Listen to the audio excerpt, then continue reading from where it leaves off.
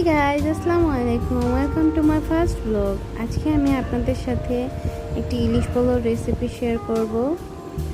এর জন্য আমি ফার্স্টে প্যানের ভিতরে কিছুটা পরিমাণে তেল নিলাম। এর ভিতরে 1 কাপ পরিমাণে পেঁয়াজ কুচি আমি খুব ভালো করে ব্রাউন কালার করে ভেজে নিচ্ছি। এরপর আমি এর ভিতরে 1 টেবিল চামচ করে আদা ও রসুন পেস্ট অ্যাড করলাম। এটাও খুব ভালো করে ভেজে নিচ্ছি পেঁয়াজের সাথে। এ পর্যায়ে আমি এর ভিতরে কিছুটা পরিমাণে গরুর দুধ দিয়ে ইউজ করলাম, কারণ আমার কাছে টক দইটা ছিল না, তাই আমি এটা স্কিপ করলাম।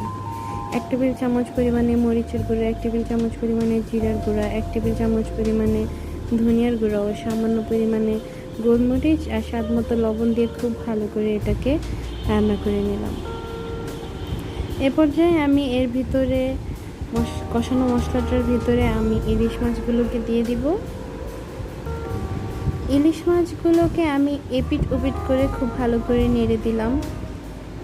এরপর আমি মাছগুলোকে প্রায় 7-8 মিনিটের মতো রান্না করে নিব। ঢাকনা দিয়ে দিলাম। মাঝখানে আমি 3-4টা পরিমাণে ফালি করে রাখা কাঁচামরিচ ফ্লেভারের জন্য অ্যাড করলাম। ইলিশ মাছটা আমার 7-8 মিনিট পরে খুব সুন্দরভাবে রান্না হয়ে গেলে আমি উঠিয়ে নেব একটা আলাদা প্লেটে। যে মশলাটা ছিল ওটার ভিতরে আমি 1.5 টেবিল চামচ পরিমাণে ঘি অ্যাড করলাম, 2টা তেজপাতা, 2টা দারচিনি ও 6-7টার মতো এলাচ দিয়ে খুব ভালো করে মশলাটা ভেজে এর ভিতরে আমি পোলাও চালটা দিয়ে দিলাম। এখানে আমি 2.5 কাপ পরিমাণে পোলাও চাল ইউজ করেছি। 2.5 কাপ পোলাও চালের জন্য আমি 4 কাপ পরিমাণে গরম পানি ও 1 কাপ দুধ ইউজ করব। আপনারা চাইলে দুধটা স্কিপ করতে পারেন। আমি এখানে ফুটন্ত গরম পানি ও 1 কাপ গরুর দুধ দিয়ে দিলাম।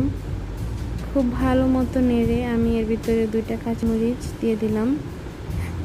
চালটা যখন ফুটে আসবে এ পর্যায়ে আমি এটাকে 10 মিনিটের জন্য ঢেকে রাখবো।